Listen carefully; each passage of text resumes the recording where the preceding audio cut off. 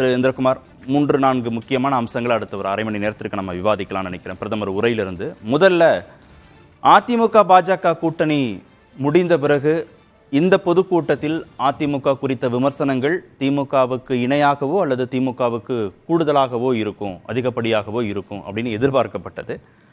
எம்ஜிஆர் ஆட்சி காலத்தை மனதார பாராட்டி இருக்கிறார். எம்ஜிஆர் ஆட்சி காலத்திற்கு பிறகு சிறப்பான ஆட்சி காலம் அப்படின்னா அது முன்னாள் முதல்வர் திருமிகு ஜெயலலிதாவால் கொடுக்கப்பட்டது அப்படிங்கிறதையும் சொல்லியிருக்கிறார். இந்த ஸ்டேட்மெண்ட்டுக்கு பின்னாடி இருக்கக்கூடிய நுண் அரசியல் என்ன, ஏன் அரவணைத்து அதிமுகவை பயணிக்கணும்னு பிரதமர் நினைக்கிறார்? இல்ல, அதிமுகவை அரவணைக்கல, ஏற்கனவே அனைத்து அணைப்பில் இப்போது நடப்பது திருட்டு.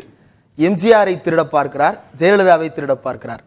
எம்ஜிஆரினுடைய ஆட்சி பொற்கால ஆட்சின்னு சொல்றாரு. அந்த எம்ஜிஆர் யாரின் பெயரால் ஆட்சி நடத்தினார், எந்த கொள்கையின் பெயரால் ஆட்சி நடத்தினார்? அண்ணாவின் பெயரால், திராவிடத்தின் பெயரால் ஆட்சி நடத்தியவர் எம்ஜிஆர். தன்னுடைய திரைப்படங்களில் கூட திராவிட இயக்க கருத்துக்களைத்தான் தொடர்ந்து எம்ஜிஆர் பேசியிருக்கிறார். அந்த எம்ஜிஆரை தனக்கு பிடித்த தலைவர்னு சொல்றாருன்னா திராவிட இயக்கம் எல்லாத்தையும் சேர்த்து தான் அவரால் பாராட்ட முடியுமே தவிர எம்ஜிஆரை மட்டும் தனிச்சு பேசுறது அப்படின்னு எடுத்துக்கிட்டோம்னா அது ஒரு உருவத்தை, ஒரு பிம்பத்தை, எப்படி காங்கிரஸிலிருந்து சர்தார் வல்லபாய் படேலை திருடினாரோ அதே போல இப்போது அதிமுகவிலிருந்து எம்ஜிஆரை திருட பார்க்கிறார் மாண்புமிகு பாரத பிரதமர் நரேந்திர மோடி. எம்ஜிஆர் மாதிரி ஒரு சிறந்த ஆட்சியை வேற யாருக்கும் அந்த கிரெடிட்டை கொடுக்கிறதுக்கு அவருக்கு மனம் இல்லை. அப்படிப்பட்ட ஒரு அவருடைய உரிமையாக தானே நம்ம இல்ல, அப்படிப்பட்ட ஒரு எம்ஜிஆரே கூட நாடாளுமன்ற தேர்தலில் தோற்று போன வரலாறு இருக்கிறது. அப்படிப்பட்ட எம்ஜிஆர் உள்ளாட்சி தேர்தலில் தோற்று போன வரலாறு இருக்கிறது.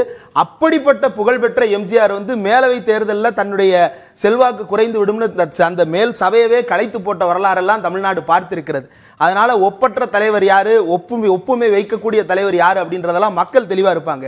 இவர் சொல்ற விஷயம் நோக்கம் என்ன, ஏன் திரு எம்ஜிஆரையும் திருமிகு ஜெயலலிதாவையும் புகழணும்? இல்ல, அவருக்கு தமிழ்நாட்டை பொறுத்த வரைக்கும் இங்க அவர் முதல்ல அவர் சொன்ன இன்னொரு பாயிண்ட்ல இருந்தா இதுக்கு லீடு எடுக்கணும்னு நினைக்கிறேன். அவர் என்ன சொல்றாரு, தமிழ்நாடு தேசிய நீரோட்டத்தின் ஒரு மையம், தேசிய தன்மை தமிழ்நாட்டுக்கு இருக்கிறது, அதை நான் உணர்ந்திருக்கிறேன் அப்படின்னு சொல்றாரு. சார், இது நாங்க சொல்லிட்டு இருக்கிறது ரொம்ப நாளா. அவர் புதுசா அதை சொல்ல வேண்டும்னு அவசியம் இல்லை. 1806 ஜூலை 10 வேலூர் கோட்டையில் நடந்த சிப்பாய் புரட்சியை முதல் இந்திய விடுதலை புரட்சி அப்படின்னு அறிவிக்க சொல்லி தமிழ்நாடு நீண்ட காலமாக கோரிக்கை வைத்திருக்கிறது. அதை அவர்கள் காது கொடுத்து கேட்டபாடில்லை. அதற்கு முன்னாடியே இங்க வீரபாண்டிய கட்டபொம்மன், பூலித்தேவன், மருது சகோதரர்கள் தொடர்ச்சியாக ஆங்கிலேயர்களுக்கு எதிரான ஒருங்கிணைந்த போராட்டத்தை நடத்தி இருக்கிறார்கள். அதனை இந்திய விடுதலைக்கான முதல் போராட்டம்னு அறிவிப்பதற்கு இந்த அரசுக்கு திராணி இல்லை. அவர்களுடைய உருவ பொம்மைகளை வாகனத்தில் வைத்து குடியரசு தின ஊர்தியில் நாம கொண்டு போனோம் அப்படின்னா அந்த ஊர்தியவே தடை செய்ததன் காரணமாகத்தான் அந்த ஊர்தியை தமிழ்நாடு முழுக்க காட்சிப்படுத்த வேண்டிய ஒரு நிர்பந்தம் ஏற்பட்டது. முதல்ல தமிழ்நாட்டுக்கு தேசிய உணர்வை பற்றி சொல்லிக் கொடுக்க வேண்டிய எந்த தகுதியும் மோடி அவர்களுக்கு கிடையாது. பிரதமர் குறிப்பிடக்கூடிய தேசியம்னா தேசிய கட்சியான பாஜக சார்பு நிலையை நோக்கி நிறைய மக்கள் நகர தொடங்கி அந்த தேசியத்தோட தான் அவர் எம்ஜிஆர் நினைச்சு புரிஞ்சுக்கணும். அதைத்தான் எம்ஜிஆரோடையும் அவர் கணக்கு. அவர் என்ன பண்ணிருக்கணும், இப்ப தமிழ்நாட்டை பொறுத்த வரைக்கும் சுபாஷ் சந்திர போஸ்னு வெஸ்ட் பெங்காலை விட இங்க அதிகம், காந்தி அப்படின்னா அங்க இருக்கிறத விட இங்க ரொம்ப அதிகம், நேரு அப்படின்னா அங்க இருக்கிறத விட இங்க ரொம்ப அதிகம். அப்போ நமக்கு ஒரு பாடம் எடுக்க வேண்டிய அவசியம் இல்லை. அவர் எதிர்பார்க்கிறது என்ன அப்படின்னா ஆளுநர் RN ரவி பேசினதுதான்.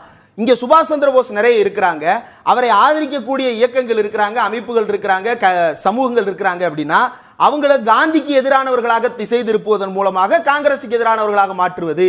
இந்திய தேசிய இயக்கத்தில் இருந்து இவர்கள் இந்து தேசிய இயக்கத்தை மாற்ற துடிக்கின்ற ஒரு பகுதியாகத்தான் இரண்டு தலைவர்களை உரச விட்டு பார்ப்பது. இதுல எம்ஜிஆருக்கு எப்படி இங்க லீட் எடுத்து வர்றாரு அப்படின்னா, இந்த தேசிய நீரோட்டத்தை தமிழ்நாட்டில் முதல்ல கையகப்படுத்திய கட்சி இந்திய தேசிய காங்கிரஸ்.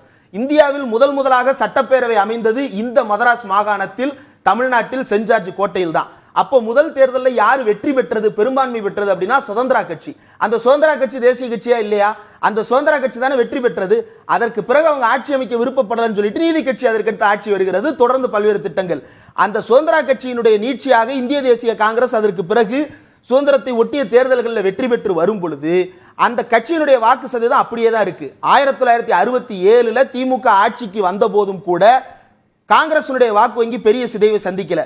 காங்கிரஸ் எப்ப தமிழ்நாட்டில் பெரும் சிதைவை சந்திக்கிறது அப்படின்னா 1972 எம்ஜிஆர் தனி கட்சி ஆரம்பித்து அதற்கு பிறகு போட்டியிடும் போதுதான் தேசிய நீரோட்டத்தை கருத்தியாளாக கொண்டிருந்த சமூகங்கள் எல்லாம் எம்ஜிஆரின் பின்னால் அணிவகுக்க தொடங்கினார்கள்.